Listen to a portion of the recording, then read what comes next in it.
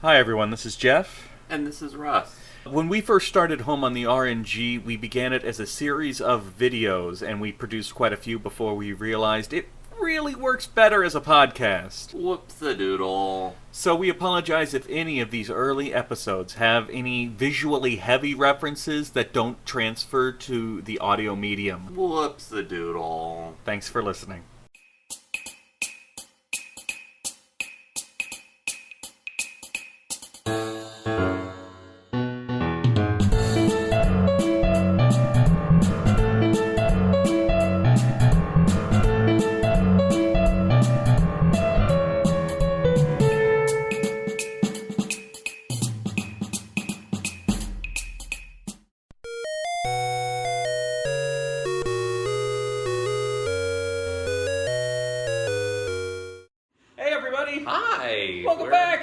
We've been taken prisoner.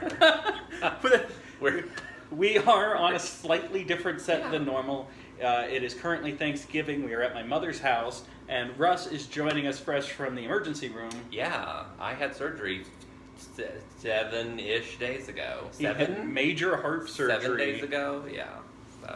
So he's already pointed out to me that I'm doing all the heavy lifting. I've taken a little bit of pain medication. Which is good. Now I can crap all over this game, and there's nothing he can do about it. Oh, I would be crapping on it with you, so don't worry. Okay. So now you don't have to watch the rest of the video. Just spoil it. Alright, so Russ, what was the game that we played today? The game we played today was Lufia, The Legend Returns, aka Lufia 3. Yeah, I keep calling it Lufia 3. In no official way is it ever called Lufia 3. But it is Lufia 3. It is the third Lufia game. Because there's even a Lufia 4. Yeah. So, alright.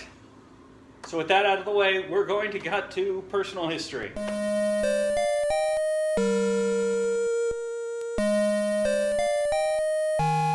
My personal history with this game is it's just like all the others. I feel like I repeat myself every time. I have the Game Boy Color cartridge. I played it on the Game Boy Color, and then I played it again for this review for the first time in however many years that was, because it's not a great game. But I do have it in my mom's closet. I never actually owned a Game Boy Color. Oh, neat. Okay. So, I did not play it when it came out. And rather than have my normal... I never played it. I did a little bit of research. So, this game came out in 2001. It was originally developed for the PlayStation, but the company developing it went out of business, and a new company came in, grabbed all the assets, and then took a PlayStation game and downgraded it to the Game Boy Color, and then reworked a bunch of elements and plot. Because when I think of two systems that are roughly comparable in terms of technology and ability, I think the PlayStation and the Game Boy Color. Right. Basically the same system. The most interesting thing about this game is that backstory information about how that was it. Like what you exactly said, how it was retooled, and I'll talk more about that later. Yeah, I can kind of see elements of that, but yeah we'll get to it. But first, story and characters. Yeah.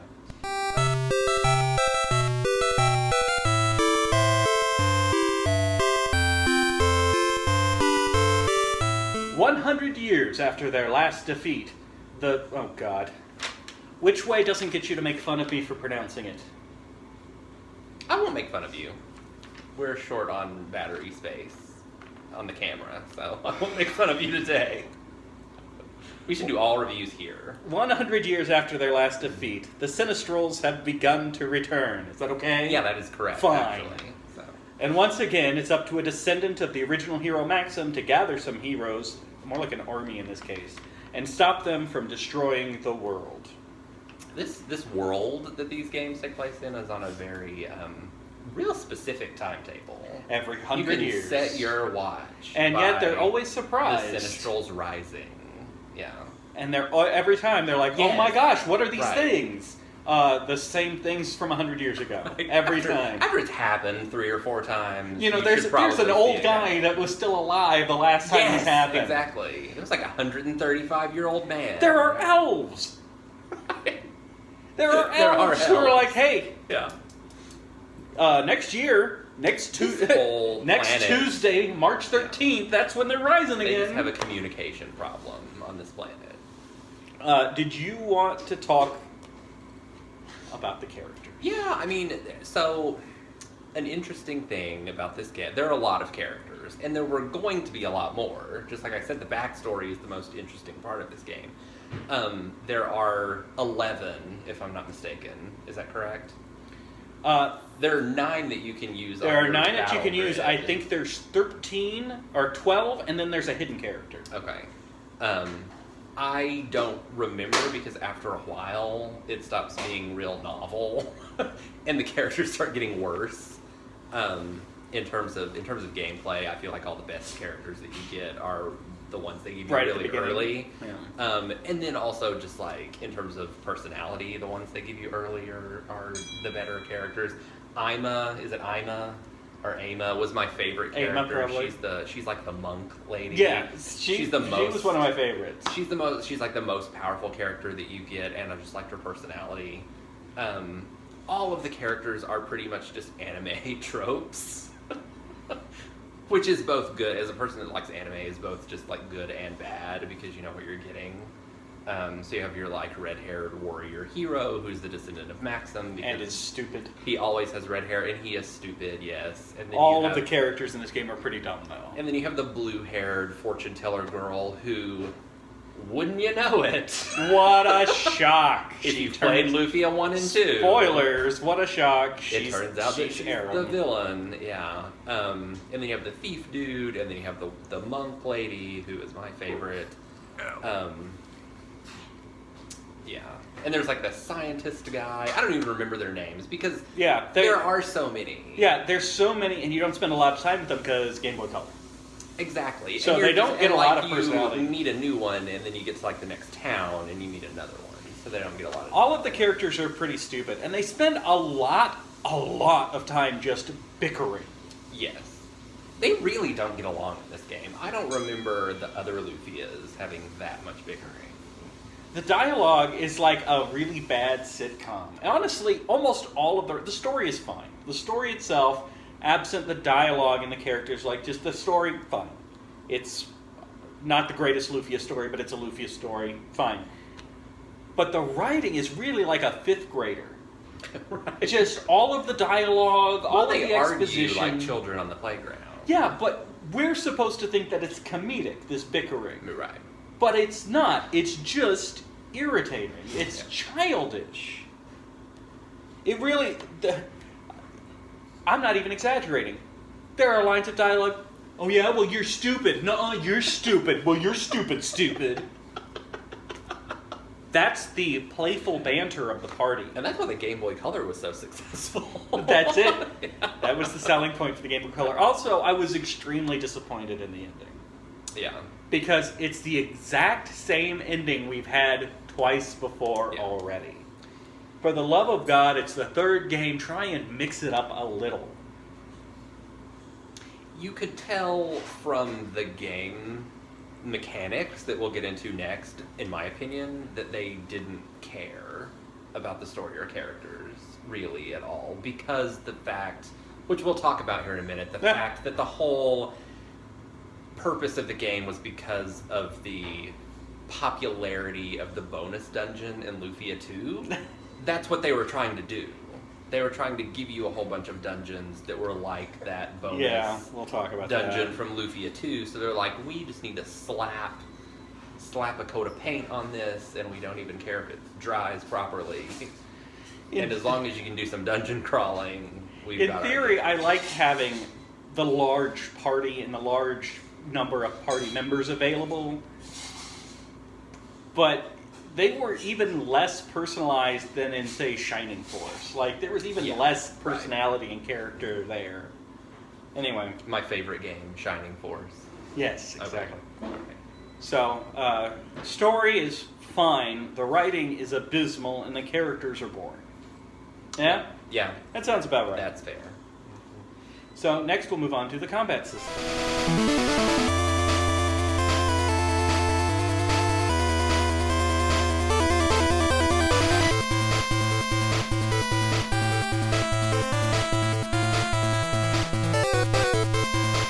I actually do kind of like the effort that went into the combat system. Yeah. They tried something different. There are some innovations in this game that are worthwhile.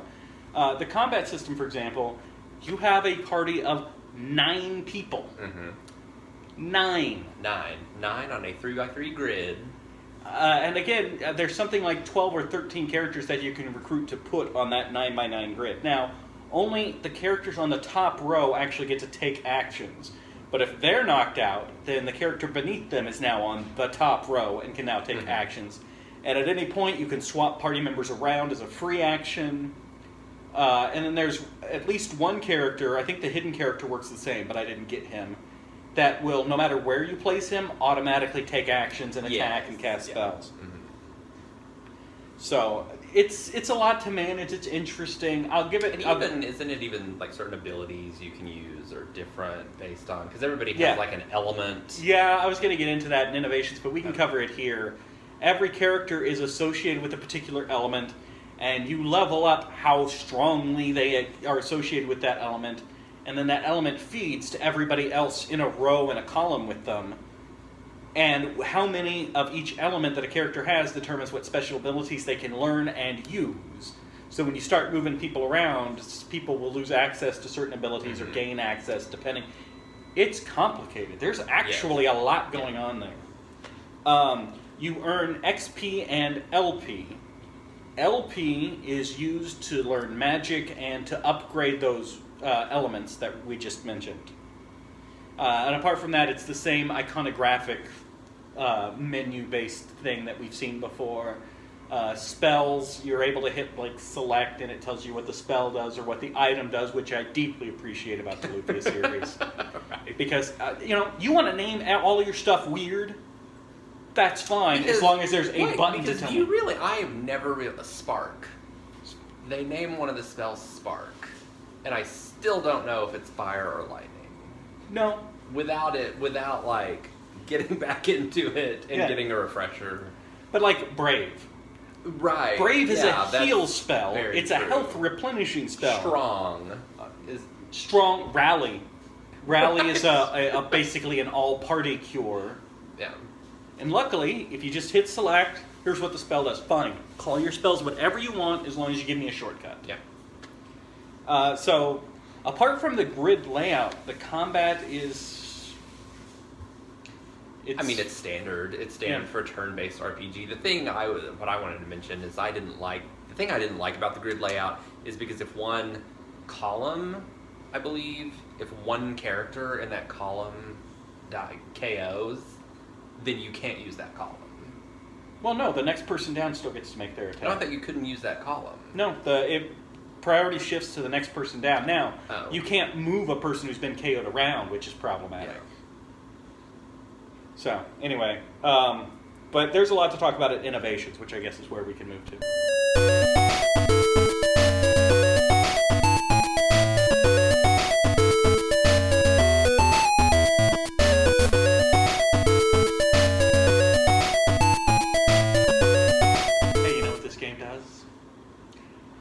And it does this, which I feel like gives no other game. It's a Game Boy Color game, and it does this. Right. It shows you when you're buying an item, if it's stronger or weaker than the item you currently have. That's it. There is no more excuse for any... A Game Boy Color game did it. No other game gets a pass anymore. Yeah, that's true. SF is actually, we were calling it Elements, but I think it's called SF, right? Yes, right. Yeah, and you use your LP to level that up, or to buy magic spells from a priest. In each town, a priest can save your game and can sell you magic for all your characters. Seems a little blasphemous. It's holy magic. Nothing says holy like calling lightning from the sky to strike down at your enemies. The game also has a pretty decent tutorial system to introduce you to all of these strange mechanics. It actually does a good job in teaching you about placement and SF and IP waves and special abilities. A tutorial system on the Game Boy Color. It does have a tutorial system. I will give it that. I will say that the menu, I don't know if this is the right place to say it, but the menu is the most convoluted nonsense that I have ever had to scroll through in any game ever. The way it groups things together are weird. The tutorial system and the complex menu, I think, are what you can see where it was meant to be a PlayStation You game, have right? like folder tabs of your characters Yeah. at the top. that you can go across. And then, so if you go left and right on the D-pad, it like tabs through your characters, and if you go up and down, it goes through these little icons on the side that I didn't even notice at first when I was in the menu, and I'm like, how do I get to magic? Yeah, magic and items are grouped together. So you go Yeah. into the magic and item thing, then you can pick to use magic, then you pick which person, which spell, Right. and then who to use it on. It really, frequently in this game, you get the feeling that everything was either dumbed down or had to be just like mashed together. Yes. In order to The fit menu into the is smaller. where you really see, like you said, that it was a PlayStation game that they were having to condense into something small. But you know something else they do that I like? Hidden items in towns. Yeah. I always like it when there's a reason to go poking around in every Right. corner. Let me go look at this bookshelf. Let me go look at this tree. And they put them in really, like, if you've been playing JRPGs for a long time, you know that you need to wrap yourself all the way around to the back of a building and go around the side to get that one little barrel that you can't reach Yeah. from any other point. Yes. And you're always rewarded with an item. Yeah, and they make They don't sure ever like fake you out on that. no, they make sure that you can go into the back of item shops and get Yes. those treasure chests behind the Right, shopkeeper. yeah. Before we'll get to the dungeons in just 1 second. So it has visible enemies in dungeons, Yes. but random encounters on the world map. Right. I like visible enemies, but you're not on the world map that much, so it didn't bother me that much. Russ, do you want to talk about the dungeons? The game was totally centered around the dungeons. So, kind of to go into the backstory of it, my understanding is that when it was in development as a PlayStation game, they were actually basing it around characters. It was going to have as many characters as like Chrono Cross, that has like Wow. 45 characters. Only there 45? was yes, Chrono Cross has 45. So there was going to be like a vampire. What's funny is I read just an article online that was taken from like an old Nintendo Power or something, and it was talking about characters that were like scrapped from the game. They had about 6 of them listed, and there was like a vampire, and there was like a shaman person or something, and that was originally going to be the draw of the game on the PlayStation, was this giant list of characters. Or like Suikoden, if anybody's ever played Suikoden, there's like 60 or 70 playable Suikoden is characters great. in those games. But because of but I don't know what the time frame or whatever of it was, but once it became a Game Boy Color game, they decided to take the popularity of the ancient dungeon, the ancient cave, Yeah. optional post-game dungeon from Lufia 2, which was a like 100 floor randomly generated. You start with nothing, you start with no items and all your characters at level 1, and you have to just build yourself up in this dungeon. And it was so popular, they decided, we're just going to make every dungeon in this game that dungeon. Randomly generated, So it's 5 to 25 floors or Right. whatever. Like- Each floor completely different. When you go up and down stairs, it's changed. yes. Oh. And it is every dungeon in this game, and it gets so tedious. Yes, it's a neat idea at first. When you Yeah. first start playing, you're like, cool, let me explore every nook and cranny, let me find Mhm. all the hidden treasure chests. And then you realize, oh, I get all the way through this dungeon, then I get to go all the way back out Yeah. through this re-randomized dungeon. Because they're not well designed. Well, they're random. Well, and because the design of them is like, if you look at your little mini map, because it does give you a little mini map if you Yes, press thank select. goodness. So the way they're designed is there will be like 4 to 5 rooms that are just almost just like perfect squares, and then each room is connected by little Hallways. like tentacle-looking hallways. So it's not even an interestingly designed. Yeah, none of the dungeons have any randomness. personality as a result. No.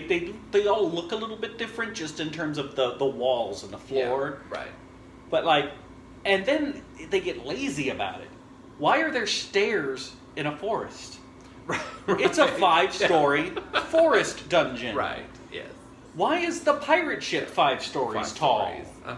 Yeah. Like, it was kind of a neat idea, and maybe on a Game Boy I could see that. Like, I'm trying to picture the Game Boy primarily as like long car trips. Right. Like, maybe I could see this making sense being played over a series of long cartridges, but really it just became, you picked the exact right word, it just became tedious. Very tedious. And, yeah, whatever variety they tried to put into the way the dungeons looked, you didn't even notice after a while because it was just so monotonous. And the fact that every dungeon had the little hidden, you had to run around, like, hitting walls, cutting the grass, or like hitting little things that you found alcoves, on the wall. and torches to unlock hidden treasure chests. Yeah. This game also has side quests. I didn't pursue any of them because the game was so tedious. I just wanted to get it done with, including the hidden 13th part or the hidden 12th party member, which is a dragon. And it also has the ancient cave, which I never even went in because I felt like I got the experience. Why would you want to do it after you have done it 100 a dozen times. Dungeons of the ancient cave? And the ancient cave, and that's the point. That's my point, is that it wasn't as good as the ancient cave from Lufia 2. The ancient cave in Lufia 2 was actually it was actually pretty good. A very interesting challenge, and the procedurally generated floors or whatever were not all just perfect squares that were connected by little hallways. And originally randomly generating each floor sounds or each dungeon sounds interesting, but it just seems lazy. Yeah. When you actually get into it. And there are games that do it now that do it well, but are you saying the Game Boy Color just wasn't up to the years job? ago? Yeah. Right. We were not there yet in 2001. It also had something I haven't seen very often. I didn't care that much, but it was unique. After you beat the game, you got a statistics screen. Yeah. Number of monsters fought, number of times party wiped, number of this, number of that. I was like, oh, cool. That's kind of neat. All right. Lufia 2 did that too. I don't recall that. Yeah, they did. I don't see it that often. So, yeah, the game, I guess the long and the short of it is the game tried to do a lot of different stuff, and most of it was just boring. I concur. Hey, speaking of boring, let's talk about music.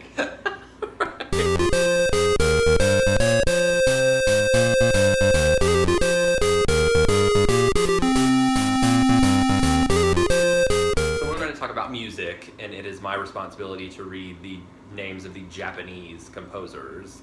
So I have Yasunori Shiono. I couldn't find anything else who has done nothing. I couldn't find anything else that I recognized that they had worked on. Akiko Ishibashi worked on Record of Lodos War on Dreamcast, which apparently there was a Record of Lodos War I didn't know there was on a Dreamcast. Record of Lodos War video game. Apparently there was. I wasn't aware of that. Good anime. I didn't know they made a video game out of that. Tomoko Morita did the Rune Factory series. Finally, somebody on the list. Yeah, I like Rune Factory. I've never played it. It's a futuristic Harvest Moon, right? A fantasy Harvest Moon. Okay. Yeah. So you fight monsters and stuff, and then you grow crops. Sure. Yeah. And then Yukio Nakajima, who also did nothing. But you're forgetting something that the other one did. You left something. Oh, Shining Force, yes. Also contributed to some Shining Force compilations. Morita-san also contributed on Shining Force, my favorite video game series of all time. I really like Shining Force a lot. I still need to play that third one. It's hard to get a really good Sega Saturn emulator going that's stable.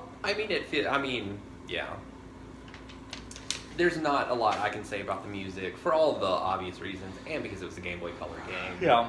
And it's a Lufia game, so they use the same theme. Lufia theme, and then other, This may be the quickest review we've ever done, by the way. There's just not much to talk about, though. There's really not. And in fact, let's talk about how little there is to talk about with our final thoughts. Yeah.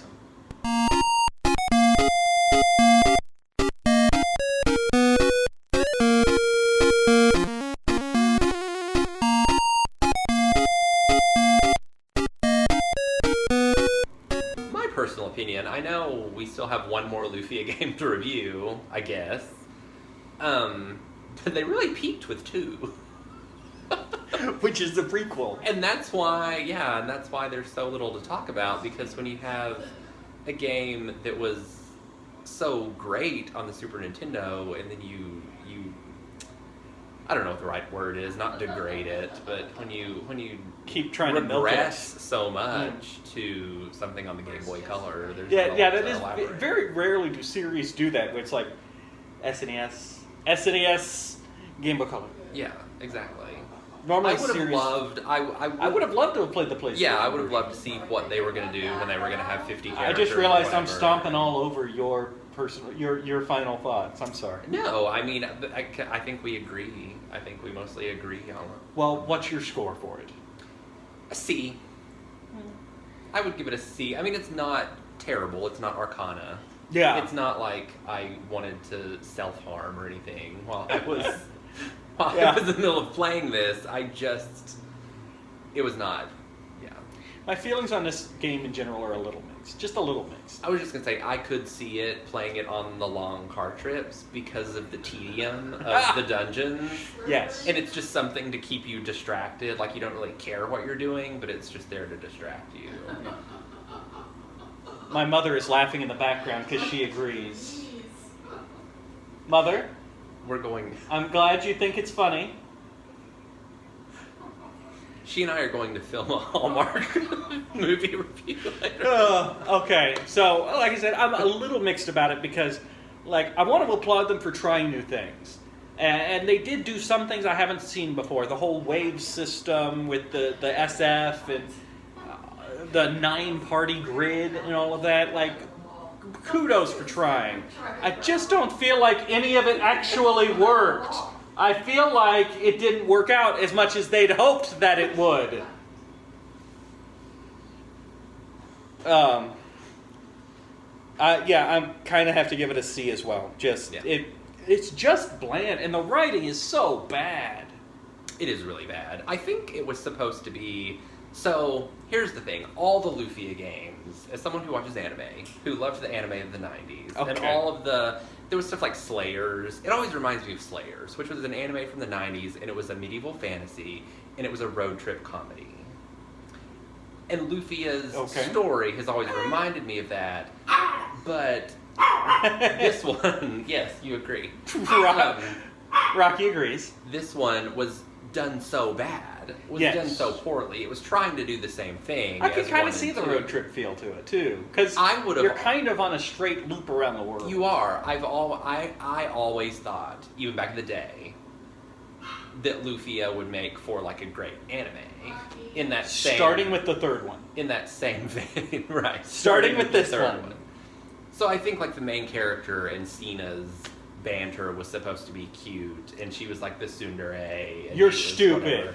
No, you're But stupid. it was terrible. But you're stupid. Okay, everybody's stupid. Can we fight? Yeah. So bad. I can't recommend playing it. I can't. The first two Lufias were great. It's a shame they didn't make any more. It is a shame.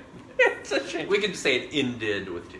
If you want to play Lufia 3, I think the only option is the Game Boy Color. Was it ever re-released? It is on the DS.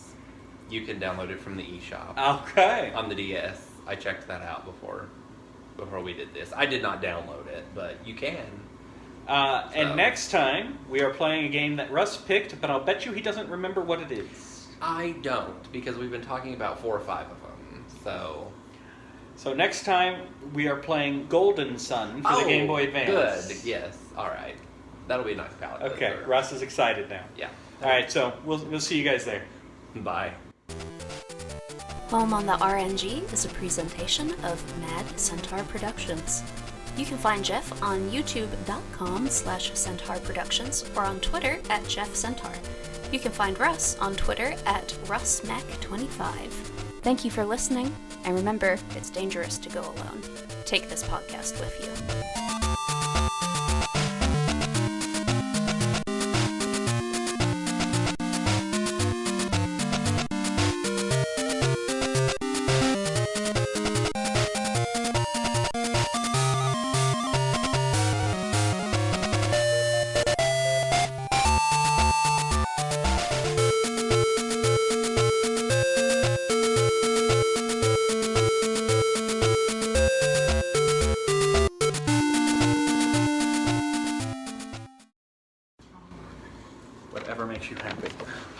movies. Are you watching all the Christmas movies? Yes. Oh, yes. That and Gilmore Girls nonstop is what I've watched all week. I've watched Gilmore Girls so many times, but the movies, yes. I don't miss any. Okay, we're They filming. had one that was the whole cast of One Tree Jim Hill. told me that he should record me reviewing Hallmark movies. I would love to I would do it. review them with you. I love those things. Would you two like to do a Hallmark movie review? I'm serious, please. No. Russ will be your I sidekick. can't be on camera. Russ will be your sidekick. No, I can't be. My problem is I can never remember the titles or the names of the actors. Well, that's hard because every title is just like, we kissed at Christmas. So, Or what?